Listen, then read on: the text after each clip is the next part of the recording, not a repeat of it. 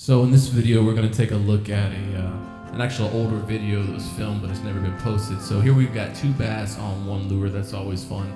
It was throwing a crankbait into some schooling bass, and two of them just went after it. So pretty awesome there. Thought we'd open the video with that. That's awesome. So again, I want to thank everybody for watching the video. Thank you so much. That's my little boy Ethan when he was younger. He's 9 now. He doesn't like to get out there too much anymore. He's more of an indoor kid, he says. But Daddy likes to get out there, and so does Mommy. So we're here at Tenoroc in Lake 5. Again, we're working the peanut butter and jelly Cinco worm on a shaky head, and just keeping it in front of him as long as possible. And see, this is the result. So there's a nice bass. I'd say probably about a pound and a half, 2 pounds at least. Kiss him goodbye and go for the next one.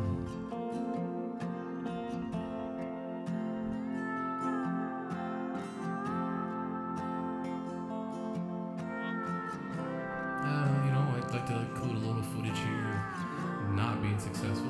This is what it looks like. Lots of hard work, put in the effort. I do tend to only fish one lake. I've spent the time to learn this lake and certain spots, and I fish it over and over again. So it's definitely within my comfort zone, but it's taught me a lot about fishing, and that it's out there just getting the grind and making it pay off. So we're gonna reel in one here. This is a big boy. This one's gonna be over 6 pounds here. I do remember this fish. I think it was 6'3" or 6'2". So good bass. Proud of that one. I'm gonna post for a couple pictures. So if you haven't already, make sure you subscribe to the channel. I'm trying to get to at least 1,000 subs so we can go live, do some live videos, some question and answers. Trying to really reach out to the other guys that fish Tenoroc. Not all of them are very responsive. I feel like as a fishing group, we should all help one another grow our channels. Some of them, are really down with that. Some of them are not so much.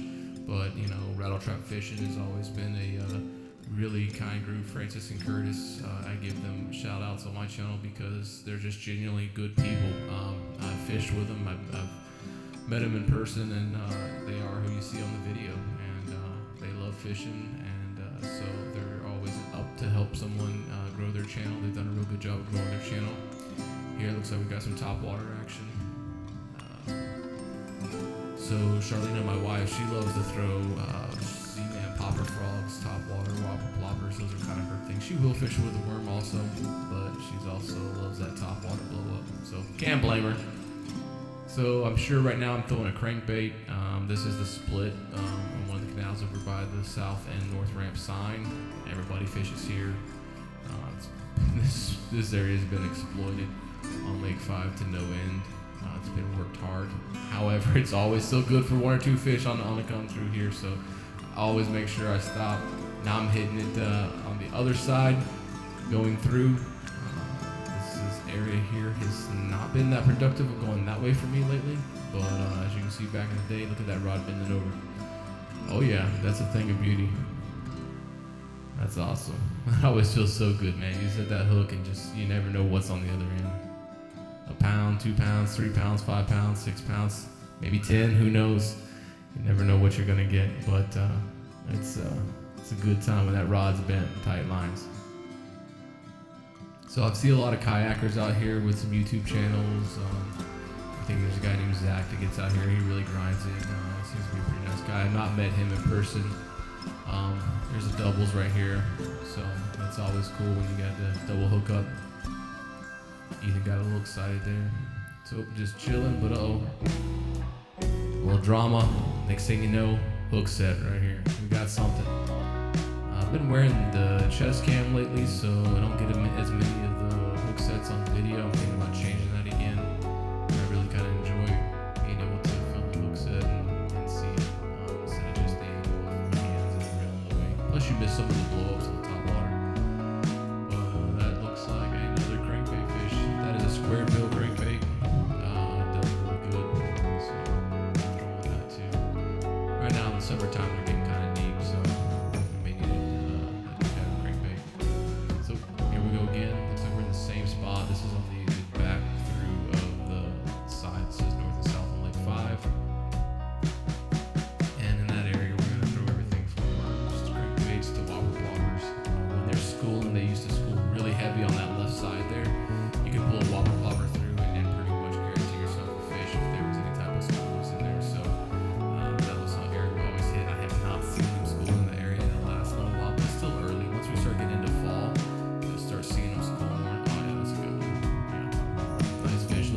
fish on the crankbait. So judging by this video, I don't remember exactly when it was filmed, but this was probably right in the, in that mid-suspension area, because it seems like a lot of the square bills pulling that up right now.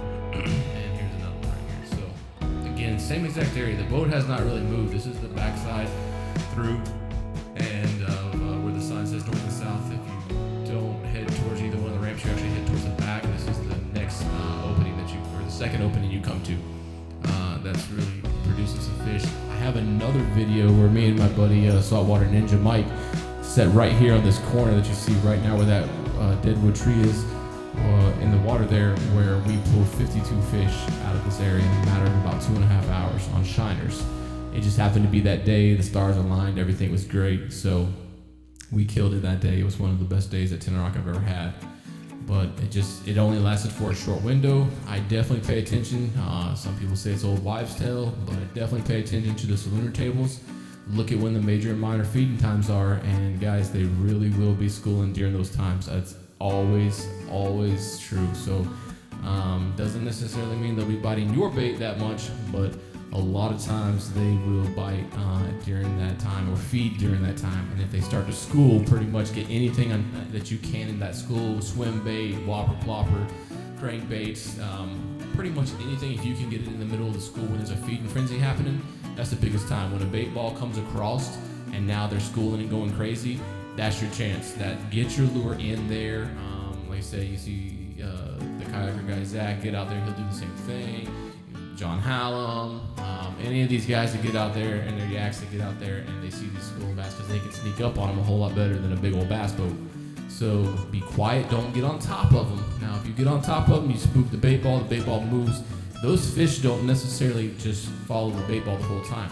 They really kind of set in an ambush point, so where there's ledges, where there's points, where there's drop-offs, when that bait ball comes across there, then they'll make the attack. And when one starts, it's like they're like sharks. They will just completely tear them up. Gotta let my little boy here reel in this fish. This was another good one on that day.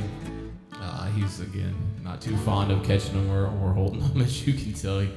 Not much has changed. Although we did take him out one time, and he's got his own video up on YouTube, and he killed it with some shiners. He had a good day that time, got him a 4-pounder. So that was really awesome. And anytime you can get a kid out on the water and let him catch a fish, it's an awesome opportunity. I'd love to take him again. Like I said, he's just more of the computers and gaming and that kind of thing. So hopefully we'll get him changed and we'll get him hooked on this fishing, and him and Daddy can get out there and nail some. Now I've got 3 daughters. One's 16, one's 12, and one's 2. And the 2-year-old loves the boat, the 16-year-old's afraid of the boat, and the 12-year-old, she'll get out there with me every now and then too. So maybe we'll get a video again with them. I did take all of them out one time before my 4th daughter was born, my 4th child was born, and we get some video, but YouTube blocked it because I used the needles and Elvis, so I gotta redo that one. But that's another reason why I'm redoing this video. This video actually got blocked also. So we just finished up the night here. It's sun's getting ready to start going down.